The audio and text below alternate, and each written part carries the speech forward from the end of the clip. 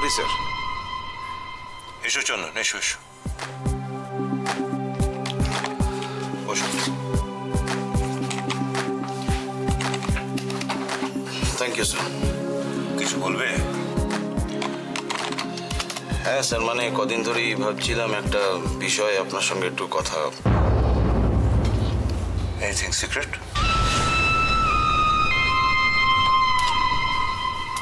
বলো।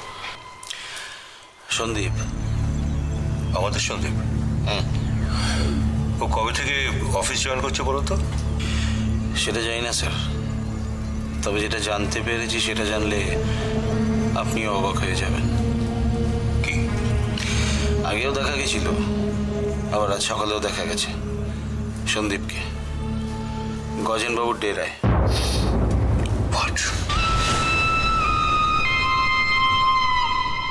আমার অবাক লাগছে স্যার। সন্দীপ গজেনবাবু সম্বন্ধে সবকিছু জানা সত্ত্বেও কেন আড়াল করতে চাইছে গজেনবাবুকে? সন্দীপ গজেনের মতো একটা অ্যান্টি সোশ্যালকে আড়াল করতে চাইছে? আশ্চর্য। আশ্চর্য হলেও ঘটনাটা সত্যি স্যার। আরেকটা খবর দিলেই বুঝতে পারবেন। কি খবর বলো? এসো রণ, বসো। হ্যাঁ বলো চলো।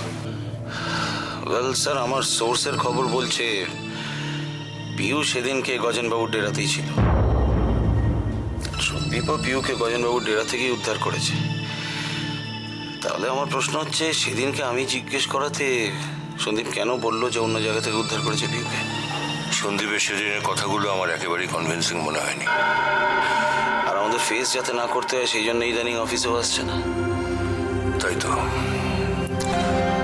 অফিসে আসছে না অথচ গজেনের ডেরায় রেগুলারলি যাচ্ছে। কি করা যায় বলো তো রণ? দেখুন স্যার, আমার মনে হয় যাই করা হোক না কেন সেটা কিন্তু বেশ ভেবেচিন্তে করতে হবে।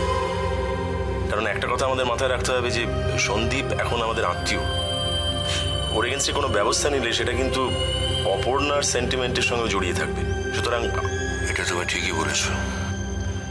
হ্যাঁ, কিন্তু মানে সন্দীপের মতো এরকম একজন ব্রাইট এনার্জেটিক এরকম একটা ছেলে ভুল পথে চলে গেলে সেটা আমাদের পক্ষে খুব দুঃখের। স্যার, আমার কাছে খবর আছে গজেনবাবু সন্দীপকে কোনো টোপ দিয়েছে। কিসের টোপ? ওকে আমরা চাকরি দিয়েছি, সমাজে মাথা উঁচু করে সম্মান নিয়ে বাঁচবার সুযোগ করে দিয়েছি। আত্মীয়তার সুযোগে ও আমাদের এখন ঘরের ছেলে হয়ে উঠেছে। আর কি চায় ও? স্যার, মানুষের চরিত্র বিচিত্র, যত পায় তার থেকে বেশি চায়। পৃথিবীতে যত সুখী পাক না কেন চাহিদা আরো বেড়ে যায় স্যার।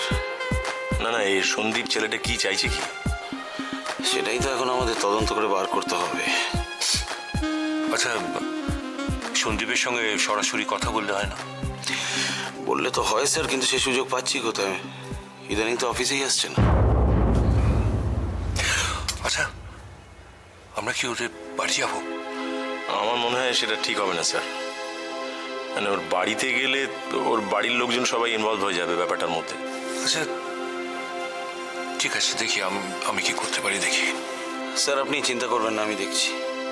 ইনফ্যাক্ট সন্দীপের ওপর কনস্ট্যান্ট একটা ওয়াচ রাখতে হবে। দেখা যাক না কি হয়।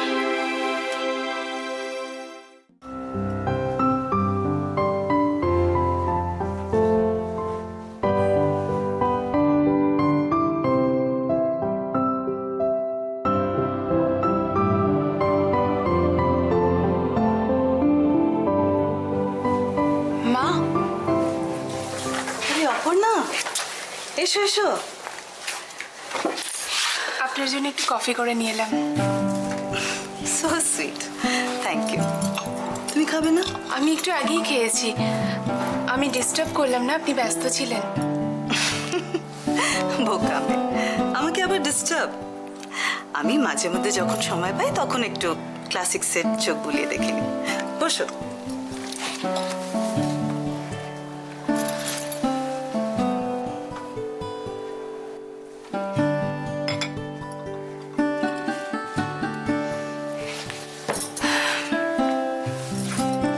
বাপের বাড়ির কথা মনে পড়ছে তাই না? প্রত্যেকদিন সন্ধ্যেবেলা এই সময় মা তুলসীতলায় প্রদীপ দেয়, আর কাকিমার শাঁখ বাজায়, আর সব ঘরে ঘুরে ঘুরে ধুনো দেয়। আর আমরা সব ভাই বোনেরা গৃহদেবী লক্ষ্মীর উদ্দেশ্যে প্রার্থনা করি। আমাদের সবার ছোটবেলাকার অভ্যেস। বাহ, খুব ভালো। এ বাড়িতে অবশ্য ঠাকুর পুজোর সেরকম কোনো রীতি নেই। এ বাড়িতে তো অনেকগুলো ঘর মা। আচ্ছা, একটা ঠাকুর ঘর করলে হয় না? ধুর বোকামে, এ বাড়িতে ওসব কেউ বিশ্বাস করে। আপনিও বিশ্বাস করেন না? আমার বাপের বাড়িতে পুজো টুজো হতো, কিন্তু শ্বশুর বাড়ি আসার পর থেকে আমার আপনার কাছে আবদার, আপনি একটা ঠাকুর ঘর করতে দিন না আমাকে। আপনি শুধু পারমিশন দিন। বাড়ির সবাই যদি ঠাকুরের কাছে রোজ প্রার্থনা করে তাহলে সংসারের ভালো হয় মা। অপর্ণা, নিজের বিশ্বাস নিজের কাছে রাখো। এখানে সব কেউ গুরুত্ব দেবে না। কেন গুরুত্ব দেবে না? এই বাড়ির সবাই খুব ব্যস্ত, তাই কেউ পুজো করার সময় পায় না। বাড়িতে একটা ঠাকুর ঘর থাকলে দেখবেন সবাই ঠিক নিজেদের মতো সময় বার করে নিয়ে সেখানে পুজো করছে। আপনি শুধু আমাকে পারমিশনটা দিন মা। আমার কাছে পারমিশন নিয়ে লাভ নেই। যার বাড়ি তার কাছে পারমিশন। কেন? এটা আপনার বাড়ি নয়? আসলে এবারের নিয়ম, যে কোনো ইম্পর্টেন্ট ডিসিশন নেওয়ার আগে সবার সঙ্গে আলোচনা করে নিতে হবে। আচ্ছা, কি আশ্চর্য! এতে তো কারোর কোনো ক্ষতি হচ্ছে না। তবু সবার সুবিধে অসুবিধার একটা ব্যাপার আছে তো মা। ঠিক আছে, তুমি যখন এত করে বলছো, আমি দিবাকরের সঙ্গে আলোচনা করে দেখি। ঠিক জানতাম। এখানে শাশুড়ি আর বৌমা মিলে প্রেম পর্ব চলছে নাকি? হ্যাঁ, আচ্ছা, এরকম শাশুড়ি আর বৌমা কেউ কোনোদিন দেখেছে যে সন্ধ্যাবেলা চা খেতে খেতে বসে বসে খোঁজ গল্প করছে? হ্যাঁ না, আমি দেখি সিরিয়াসলি। অপর্ণা, কি ব্যাপারটা? কি এখানে সবাই ওয়েট করছে তো, চলো। ওয়েট করছে কেন? কি ব্যাপার দেব? কি ব্যাপার মানে? না, ওটা ওটা ওটা ওটা এখন বলা যাবে না, ওটা গেলেই জানতে পারা যাবে। 1 মিনিট, কিছু মনে করবেন না? চল। মেশো। না না, আর আর দেরি করা যাবে না, সবাই ওয়েট করছে। আসছি মা। মেশো। আসো, জানতে পারো। চলো চলো, আরে সবাই এখানে ইয়ে করছে, ভালো লাগছে না।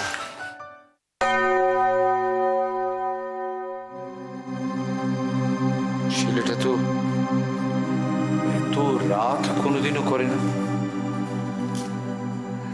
হ্যাঁ গো, সন্দীপ কিছু বলে টলে গেছে বাড়িতে?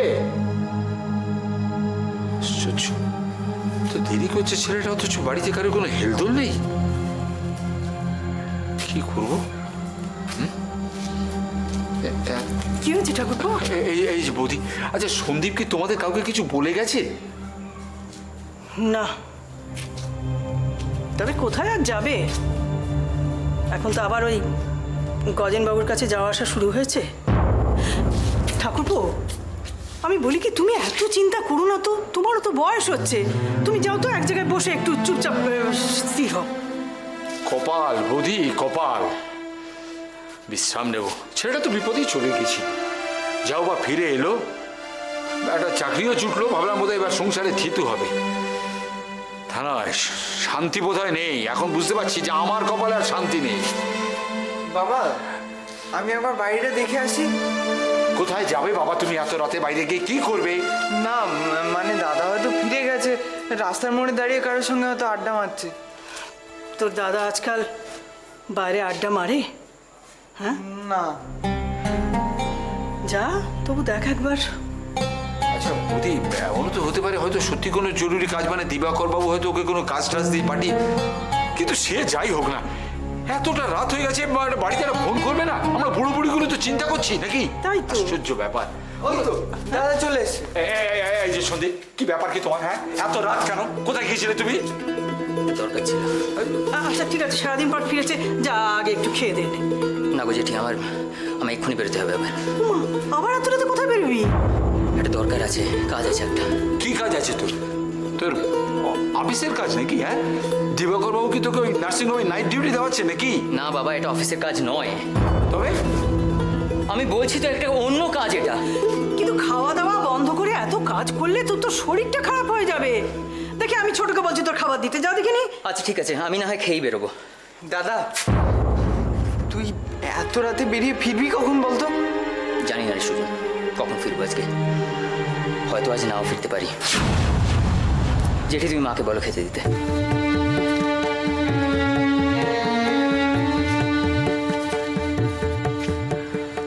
বৌদি, আমি কিন্তু ছেলেটার মতিগতি কিছুই বুঝতে পারছি না। হ্যাঁ ঠাকুরপো, আমারও খুব একটা ভালো লাগছে না সন্দীপের ব্যাপারটা। এই জন্য আমি তোমাদের বলেছিলাম সন্দীপের বিয়ে দেবার ব্যবস্থা করো। সংসারে থিতু হলে সব ঠিক হয়ে যাবে। বেশ, তো তুমি যদি তাই মনে করো তবে তাই হোক। তো বিয়ের তো কথাবার্তা বলতে হবে, তোমরাই বলো। আমি তো বাপ হয়ে আর এসব কথা বলতে পারবো না। ওহ, কপাল আমার, শান্তি নেই কোথাও একটু। জেঠি, দাদা যে কি করছে আমি তো কিছুই বুঝতে পারছি না। হ্যাঁ রে,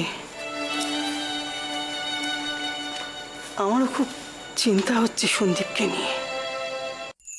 আসলে যেটা দেখতে পাচ্ছি সেটা হচ্ছে যে তোমাদের এই বিয়ের সেলিব্রেশনের যে রেসটা সেটা কাটতেই চাইছে না। সেই কারণে আমরা ঠিক করেছি, আমরা সবাই মিলে, আমি রণবীর, যে এটাকে আমরা এক্সটেন্ড করবো। ও কনগ্রাচুলেশন, মানে কি অসাধারণ আইডিয়া। মানে আমি তো এই কথাটাই বলতে চাইছি, আমাদের সেলিব্রেশন চলবে। কিরকম একটা পলিটিক্যাল গন্ধ পাচ্ছি জানো তো, মনে হচ্ছে না ধর্নায় বসে আছি আমরা। শুধু স্বাভাবিক, এটা তো হতেই পারে না। মানে স্যারের কারণে আমার তো পলিটিক্সে খানিকটা মানে হাতে খড়ি হয়েছে, এক্সপিরিয়েন্স হয়েছে নিশ্চয়ই। তো তাছাড়া পলিটিক্স মানে পৃথিবীর সর্বত্র, তুমি জানো কিরকম কিরকম মানে দুটো বাচ্চা পুতুল খেলা খেলছে, ওর মধ্যেও কিন্তু পলিটিক্স আছে। ওরা ঝগড়া করছে। অন্য লেভেল পুরো। ধরো আমরা কি এখন এখানে পলিটিক্সের ক্লাস করতে এসেছি? না মানে আমরা যে জন্য জমায়েত হয়েছি সেটা হবে না। জবাবটা কি কারণ দাও। এই মেশো বলো কি কারণটা কি বলো না, মেশো এখানে কি হবে? করলেই হবে। কি সেটাই তো কি বলছি, ঠিক আছে সৈকত বলবে। বলছি কিছুই নয়, মানে সবাই চাইছে যে আমরা অন্তাক্ষরী খেলি। না, দারুণ আইডিয়া। ভালো না? মেশো যা ভালো গান গায়, বাসরে কি ভালো গান করেছিল মেশো। মেশো আপনি শুরু করুন না মেশো। সব বেটাকে ছেড়ে এই বেটাকে ধরে, এটা খুব খারাপ। আপনি শিল্পী। না, আমি যেটা বলতে চাইছি যে সবসময় আমাকে দিয়ে ওপেন করানো হবে না, একটা ব্যাপার আছে তো না। কিন্তু কেন? না, এখানে আরো অনেক ট্যালেন্ট আছে, অপর্ণা, খুঁজে বার করতে হবে তোমাকে। ভর সন্ধ্যাবেলায় বেসুরো গলায় গান গাইতে হবে। যা বলেছো। আচ্ছা বরং সবাই নিজেদের মতন রেস্ট করতে যাও না। না, আমার রেস্ট এখন নেবো না। দেখ, আমি একটা জিনিস কিছুতে বুঝতে পারছি না, আমরা কি বিকেলবেলা ফুটবল খেলেছি, এখন রেস্ট করতে যাবো? এটা কি বলবো, এটা কৌশল। কৌশল? হ্যাঁ কৌশল, বুঝলেন না? ব্যাপারটা বুঝিয়ে দিচ্ছি। আপনার ছেলের নতুন বিয়ে হয়েছে এবং স্বাভাবিকভাবেই বাড়িতে নতুন বৌমা এসেছে এবং তাতে কি? তাতে কি মানে এটাই তো ব্যাপার, মানে কপতি পরস্পরের কাছে আসার জন্য এত ছটফট করছে, মানে ব্যস্ত রাখার এটা একটা কৌশল। ভালো লাগে না জানো তো, মানে এই এক কথা বিরক্তিকর হয়ে গেছে আমার কাছে। ওফ, মেশো এটা কিন্তু খুব অপমানজনক। আমি মোটেই কারোর জন্য ছটফট করছি। ও তুমি ছটফট করছে না, আমি ভুল বলেছি। না আসলে ছটফটটা করছে সৈকত বেশি, মানে এত উথাল পাতাল করছে যেন ওর মধ্যে একটা সুনামি বয়ে গেছে আর কি। আচ্ছা ঠিক আছে তোমরা এখানে গান করো, আড্ডা মারো, যা ইচ্ছা হয় করো, আমি আমার ঘরে যাচ্ছি। একটা জিনিস লক্ষ্য করে যে সত্যি কথা যেই বলেছি অভিমানে চলে যাওয়ার চেষ্টা করছি। দিস ইজ ভেরি ঠিক আছে আমি এখানেই আছি, তোমরা গান ফান গাও, যা করো কর। হ্যাঁ দিদি গাও না। কি গান? কি গো, কোনটা গাইবো? তুমি ওটা অসাধারণ গাও। আমি চিনি গো।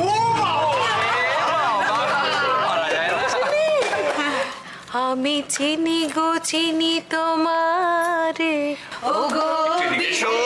চিনি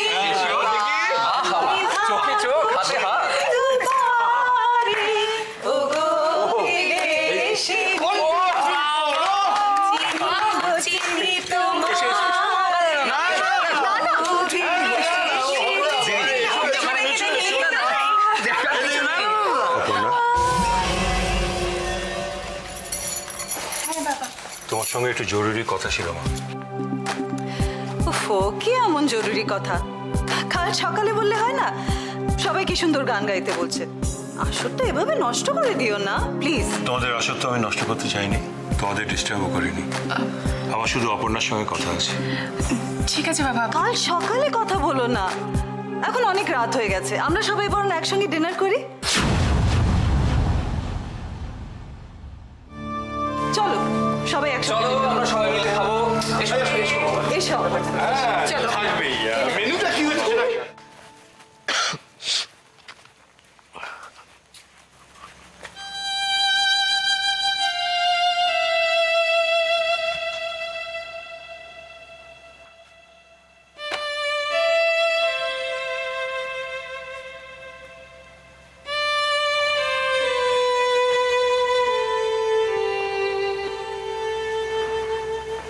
কি? কিসের কি? আরে কি হয়েছে বলবে তো? আরে আমি তো সেটাই জিজ্ঞেস করছি, কি হয়েছে তোমার? সেরকম কিছু না, একটু চিন্তা হচ্ছে। চিন্তা হচ্ছে? কি নিয়ে চিন্তা হচ্ছে বলো আমাকে। তোমায় তো বলতেই হবে, আসলে ঘরে তো সেরকম কিছু নেই। রাত্রে কি রান্না করি বলো তো? রাত্রিরে রাতে রাতে না, তোমাকে রান্না করতে হবে না, আমরা বাইরে থেকে খাবার নিয়ে এসে খাবো। বাইরে থেকে খাবার এনে? ইয়েস।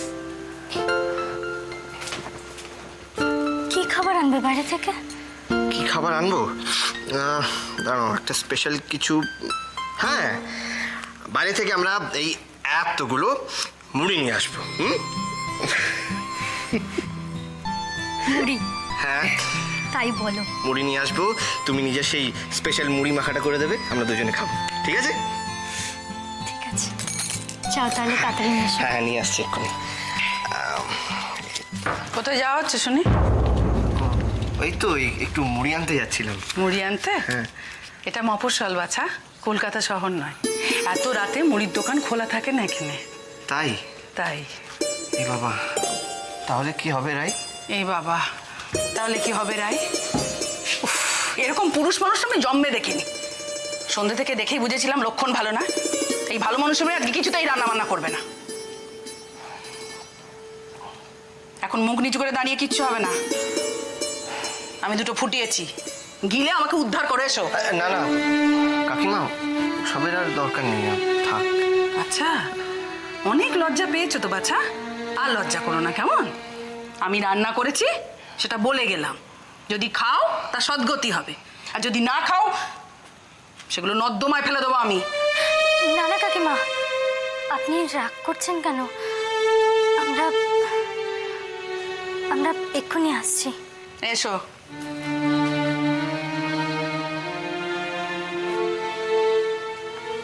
আসছি মানে? আমার কিন্তু এসব একদম ভালো লাগে না। দরকার হলে আমরা না খেয়ে থাকবো, কিন্তু আজকের দিনটা অন্তত চলো, নাহলে কাকিমা খুব কষ্ট পাবে।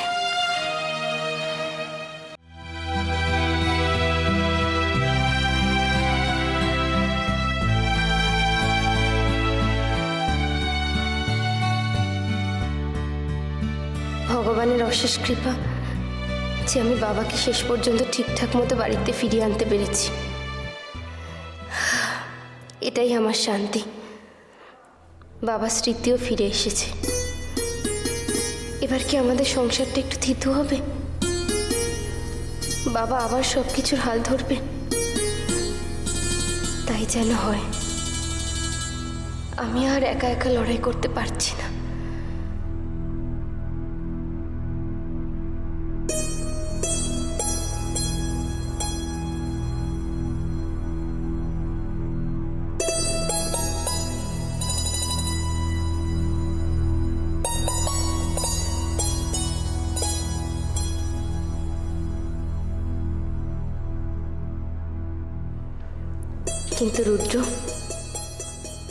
রুদ্র কি নিজেকে কখনো বদলাবে?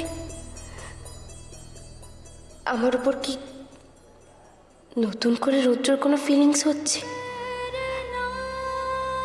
না হলে কেনই বা ও আমার বাড়িতে গিয়ে সবার কাছে ক্ষমা চাইতে গেল? কে জানে। রুদ্রকে বোঝা সত্যি খুব কঠিন। কিন্তু ও কেন বললো আমাকে গয়নাগুলো পরতে, ওর মায়ের মতো করে সাজতে? আমার শাশুড়ি মা কেমন দেখতে ছিলেন? আমি তো কখনো দেখিনি ওনাকে। ওনার ছবি দেখেছি বাবার ঘরে, সেটাই শুধু দেখেছি। ওনার গয়নাগুলো পরলে আমাকে কি মানাবে? ছবি দেখে তো মনে হয় উনি খুব সুন্দরী আর বিদুষী ছিলেন।